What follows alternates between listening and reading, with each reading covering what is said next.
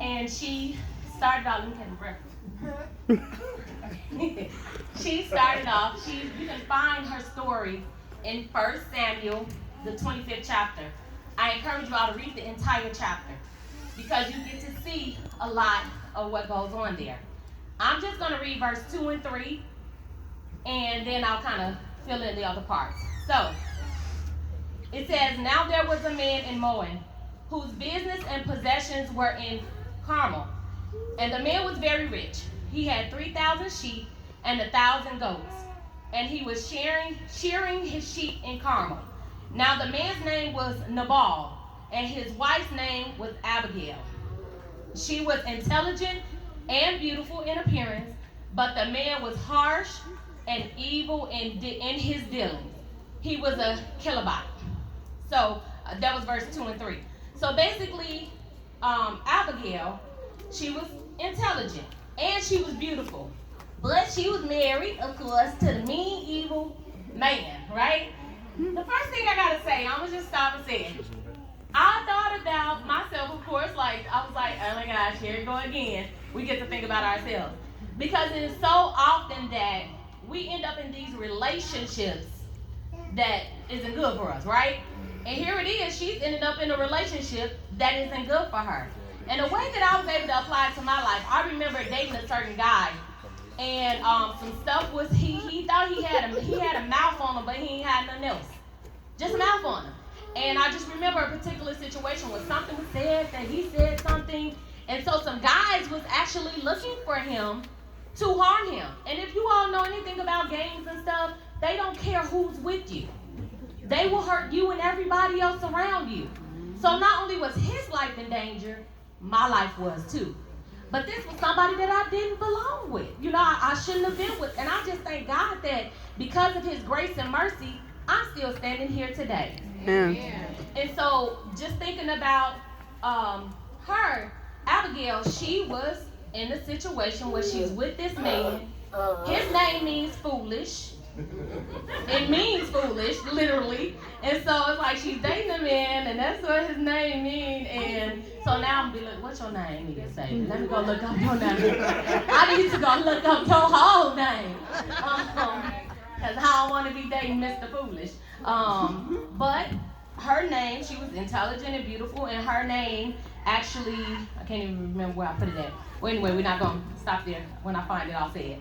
So her name meaning all this good stuff, his name meaning foolish, and she's married to him. And the decisions he was making was always getting him in trouble. So the parts that we're not going to read, like I said, please go read 1 Samuel 25. David took care of his people. He took care of Nabal's people. He cared for them when they were there. So he was looking for the favor to be returned. And so he sent his men to go ask Nabal for some stuff to help them out. And he reminded Nabal that, hey, we took care of your people. Now, everybody knows David, right? This dude got nerve enough to tell David, who is David? Everybody know who David is. He's a killer. He rolled with the OG. You know, Jesus, God, he's OG. So, and he was, we know that God loved him. David was a man after God's own heart. So, I always call him one of the original gangsters because he was a man after God's heart. But you say you don't know him, you don't want to help him. I'm not sharing what I got with him, and that's the mentality he had. And so she had to come, but his servants knew who to go to as well. They knew to go to her to get the help that they needed. They said, we're going to go to the wise one because this fool going to get us all killed, including her. And she didn't know what was going on. So when they went to her, she had the servants to go and gather up stuff so that they could present a gift to David. And her, being a woman, now we know back then, the women really wasn't supposed to be going, David didn't come in to fight. He got his boys, he told them to strap up, let's go.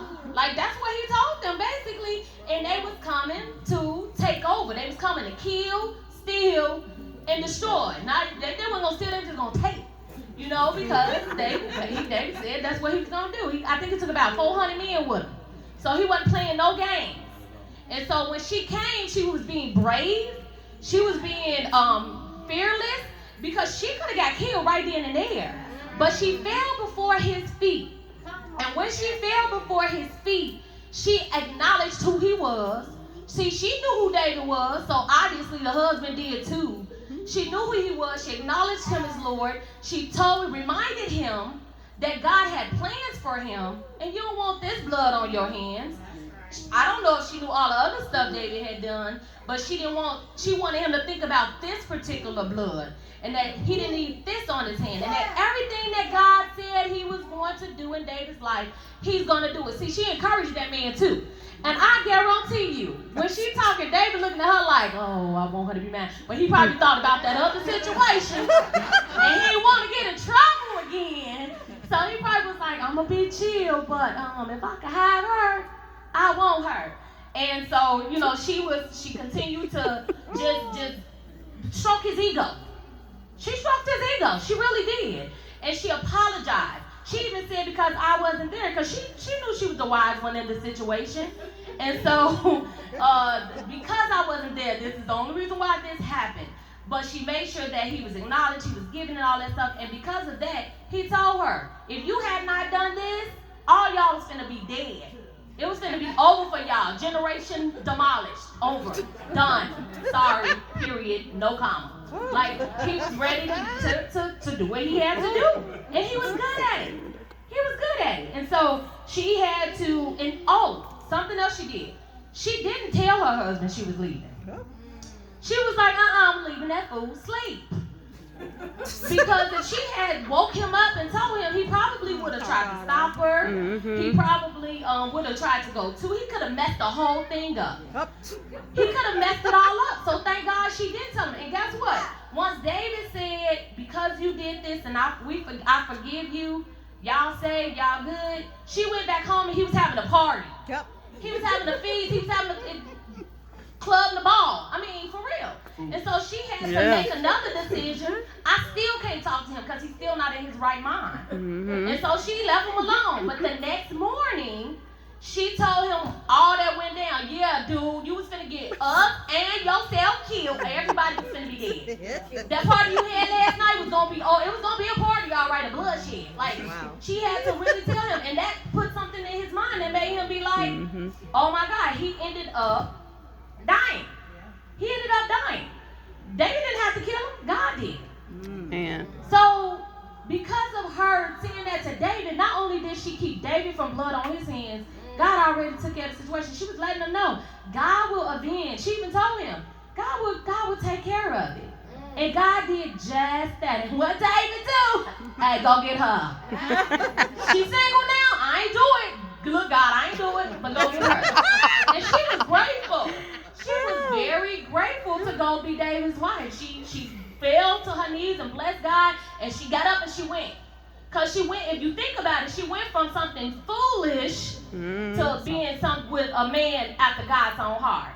So the lessons that, as you all, I hope you all got a couple lessons as I was talking, but some of the lessons that I know God gave me, we don't have to just, because we don't know the backstory, we don't know why she ended up with him. Or anything. Sometimes back in the days, marriages were arranged, or you just, he could have worked for the father. We know somebody in the Bible did that, work for the father. You got to take the daughter, or anything. Things could have happened.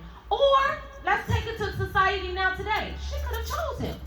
She could have wanted him, and ended up with a foolish man, a man that she was probably regretting being with, didn't want to be with. But guess what? God had plans for her. God wanted to use her. God used her to save these people. But not only that, she was also an example of when you are in something, God can deliver you and God can give you something better. And to all of my ladies in waiting, I definitely want to encourage you all. Wait patiently on God. Don't marry the fool. If you have been able to wait patiently on God, don't worry about the time. Don't worry about your biological clock. Don't worry about none of that, because God has a man after his own heart for each and every one of us that desire to be married. And we don't have to force it or rush it. He will seek us. Because when her husband died, she didn't know that David was going to tell her to come and be my wife. But he did. Because he was able to watch a woman that had wisdom, a woman that was intelligent, and a woman that was beautiful.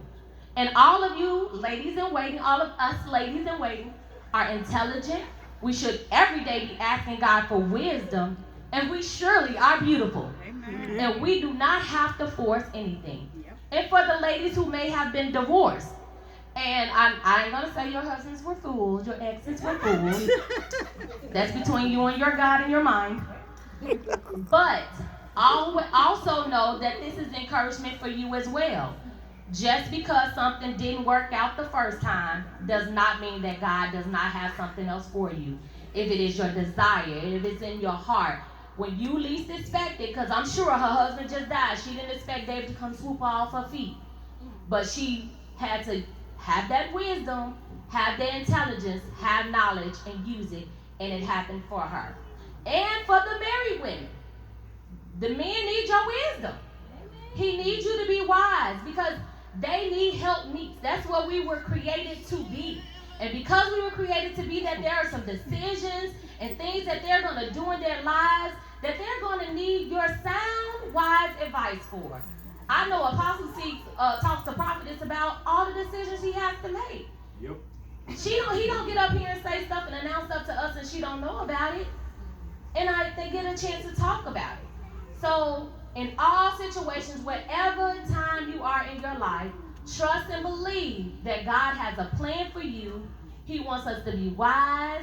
He wants us to tap into that Abigail spirit, use the wisdom that he gives us, and walk in it and know that he got our back as long as we keep him first. Amen. Amen.